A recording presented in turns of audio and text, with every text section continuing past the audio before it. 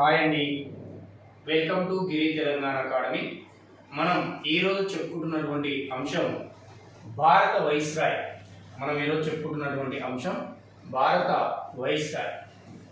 Viceroy. భారతదేశానికి ప్రారంభంలో British వాళ్ళు రాగానే గవర్నర్ వ్యవస్థని తీసుకొచ్చిన వాళ్ళు ఎవరన్నాం? పోర్చుగీస్ వాళ్ళు గవర్నర్ వ్యవస్థను తీసుకొస్తే భారతదేశంలో తొలిసారిగా వీళ్ళు గవర్నర్ పదవిని తీసుకున్నారు. ఈ గవర్నర్ కాస్త గవర్నర్ జనరల్గా మార్చారు. తర్వాత కాలంలో గవర్నర్ జనరల్గా మార్చడం అనేది జరిగింది. ఈ గవర్నర్ అయినా బెంగాల్ని కేంద్రంగా చేసుకున్నారు, గవర్నర్ జనరల్ అయినా కూడా బెంగాల్ని కేంద్రంగా చేసుకొని పరిపాలన చేయడం అనేది జరిగింది.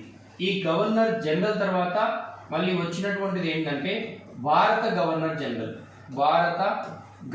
జనరల్ని తీసుకోవడం అనేది జరిగింది. ఆ తర్వాత వచ్చినటువంటిది వైస్రాయ్. అంటే భారతదేశాన్ని బ్రిటిష్ వాళ్ళు పాలించినప్పుడు చివరిగా తీసుకున్నటువంటి పదవి ఏంటంటే వైస్రాయ్ పదవి. చివరిగా తీసుకున్నది ఏంటిది నాన్న? వైస్రాయ్.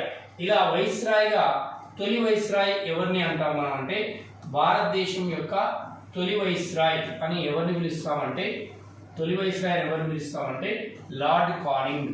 ఎవరు? Lord Canning. మరి ఈ భారత గవర్నర్ జనరల్ నుంచి వైస్రాయ్ పదవి మారడానికి కారణమైనటువంటి చట్టం ఏంటి? ఇది మనకు క్వశ్చన్ ఏరియా.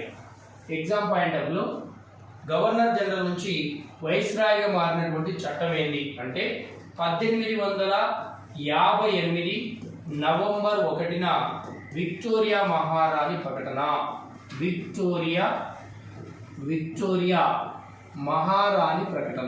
విక్టోరియా మహారాణి ప్రకటనతోటి అప్పటి వరకు ఉన్నటువంటి భారత గవర్నర్ జనరల్ పదవి వైస్రాయ్గా మారింది. ఎందుకు మరి విక్టోరియా మహారాణి ప్రకటన చేయాల్సి వచ్చింది అంటే 1857 తిరుగుబాటు ఫలితంగా వచ్చినటువంటి చట్టమే విక్టోరియా మహారాణి ప్రకటన. అంటే 1857 చట్టం, ఈ 1857 తిరుగుబాటు ముగిసిన తర్వాత 58 నవంబర్ 1న విక్టోరియా మహారాణి ప్రకటన చేయడం అనేది జరిగింది. ఈ ప్రకటన ద్వారా లార్డ్ కానింగ్ వైస్రాయ్గా మారినాడు. లార్డ్ కానింగ్ ప్రారంభంలో వచ్చినప్పుడు ఎలా వచ్చినానా? భారత గవర్నర్ జనరల్గా వచ్చాడు.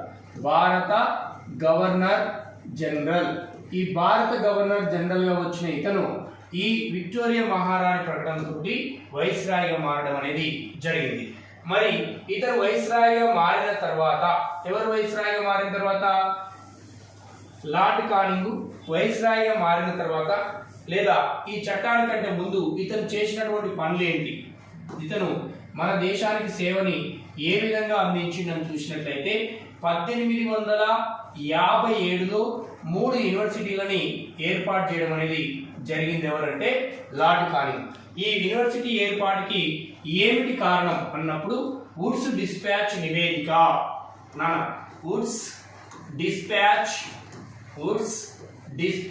నివేదిక ఆధారంగా వీరి యొక్క నివేదిక ఆధారంగా అసలు వుడ్స్ డిస్పాచ్ అంటే ఏంది?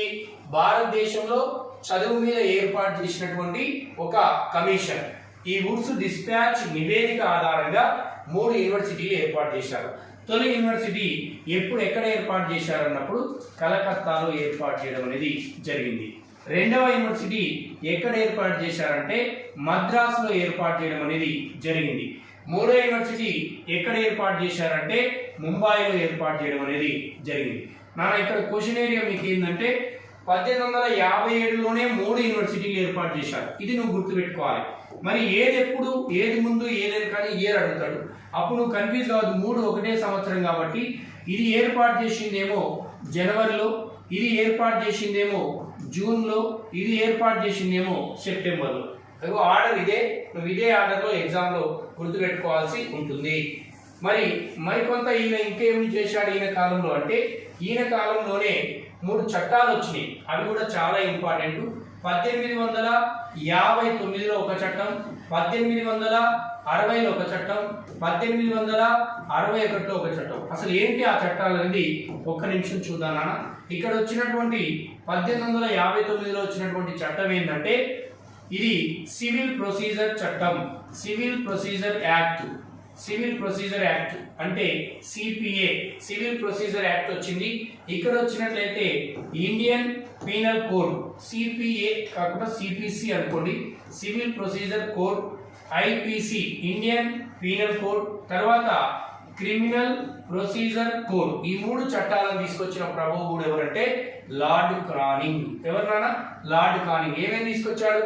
1859లో 1859లో సివిల్ ప్రొసీజర్ కోడ్ ని, 1860లో ఇండియన్ పీనల్ కోడ్ ని, 1861లో క్రిమినల్ ప్రొసీజర్ కోడ్ ని తీసుకురావడం అనేది జరిగింది. ఎవరంటే లార్డ్ క్రానింగ్.